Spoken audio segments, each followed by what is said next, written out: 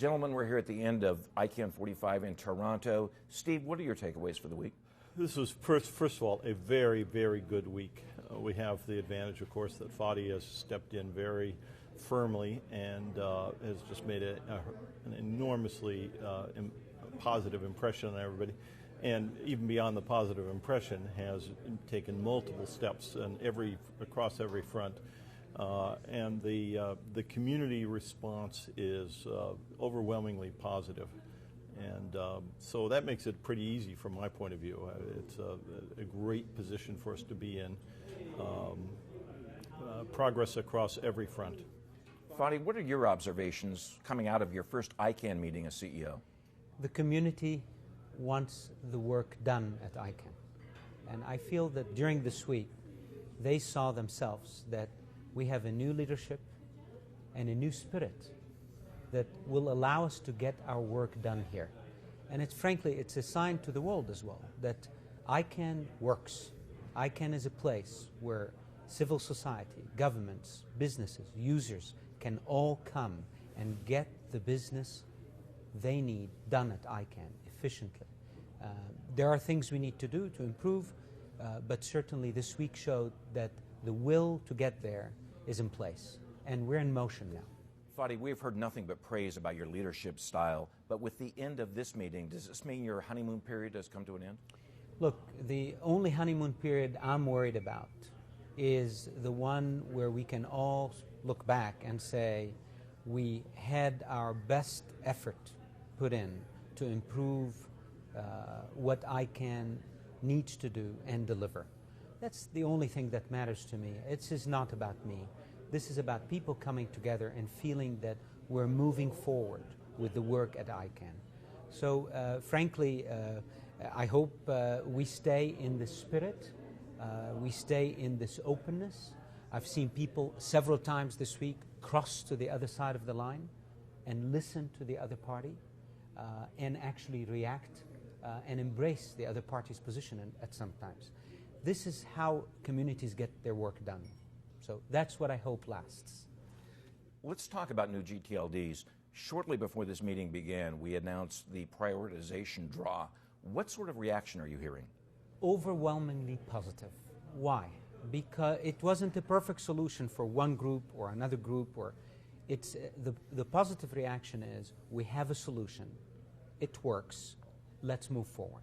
So I feel that there is a collective sigh of relief that we have a mechanism that is equitable, that is fair, that is very transparent and simple in many ways, that allows us to move forward.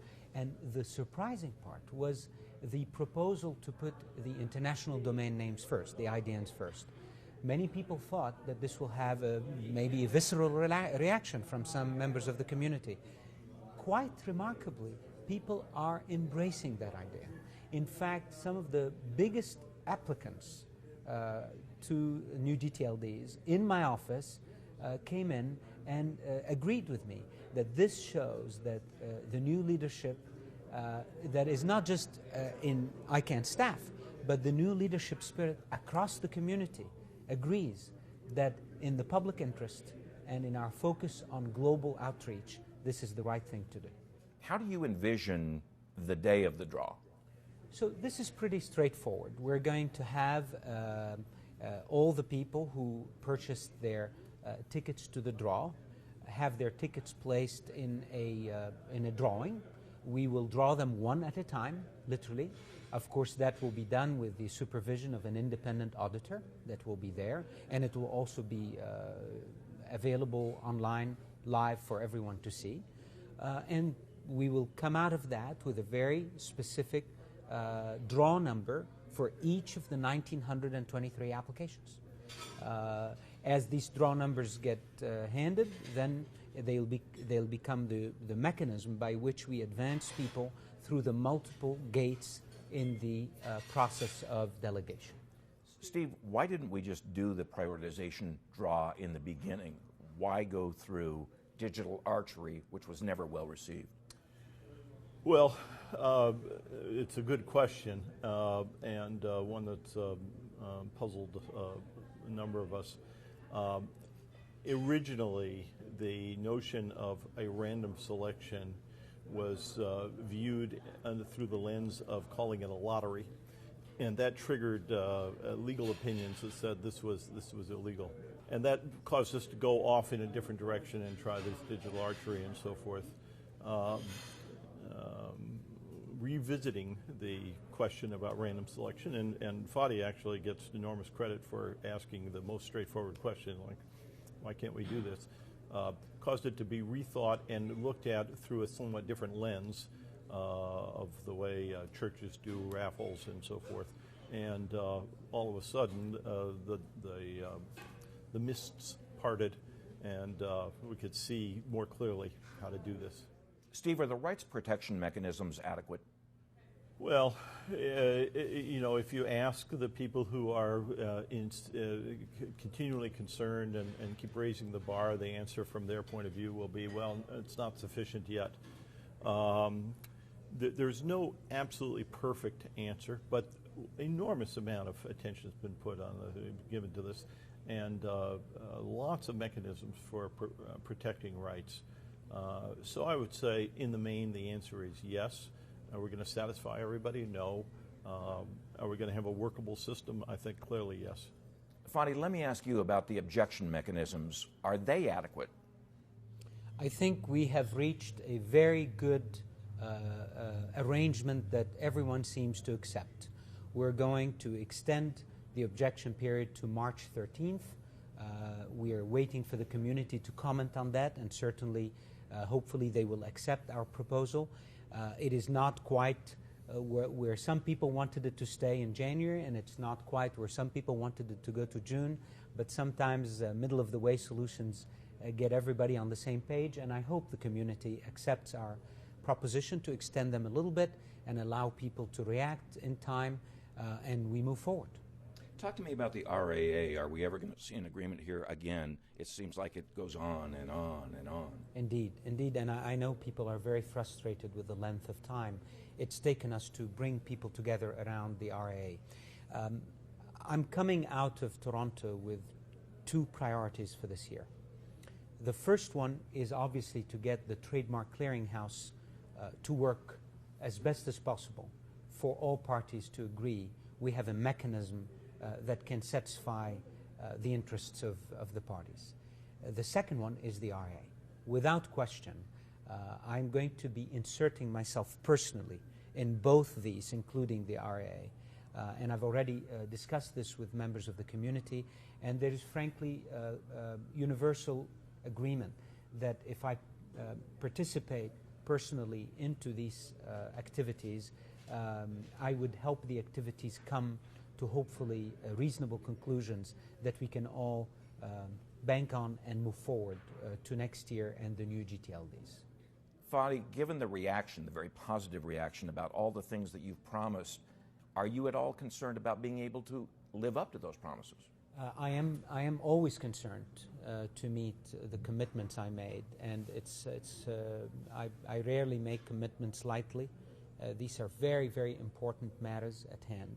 So one of the things I'm going to do to put everyone in a very clear understanding of what is it that I'm doing is after Toronto, I will take the time with my team, and in fact we're spending all of Sunday together, coming Sunday, to actually plan out what we're going to do between now and Beijing in detail, and we will publish that to the whole community so that people are clear what is it that we plan to deliver by Beijing, and there is joint understanding. And this will be a little bit of our scorecard, and that's okay. That exposes us to commitments, but frankly, that's what I'm here to do. And I will put all my team, all of the staff, on call to actually deliver on these things as best I can. Steve, given Fadi's focus on internationalization, do you have any major concerns going into the IGAF meeting in Baku? No, I think we're basically in very good shape in that regard.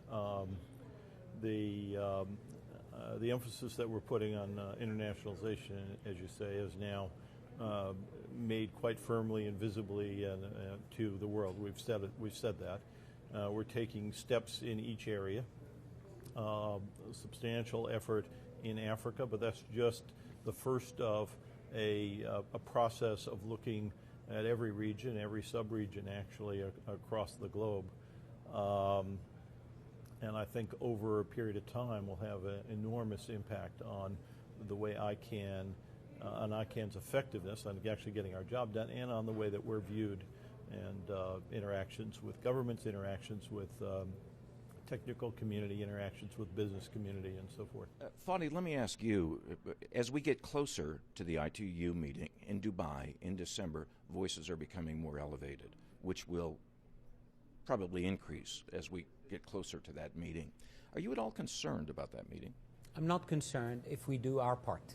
And our part is to show the world that ICANN works, to show the world that the community at ICANN is a true multi-equal stakeholder community, not just an intergovernmental community that makes decisions together, including all voices.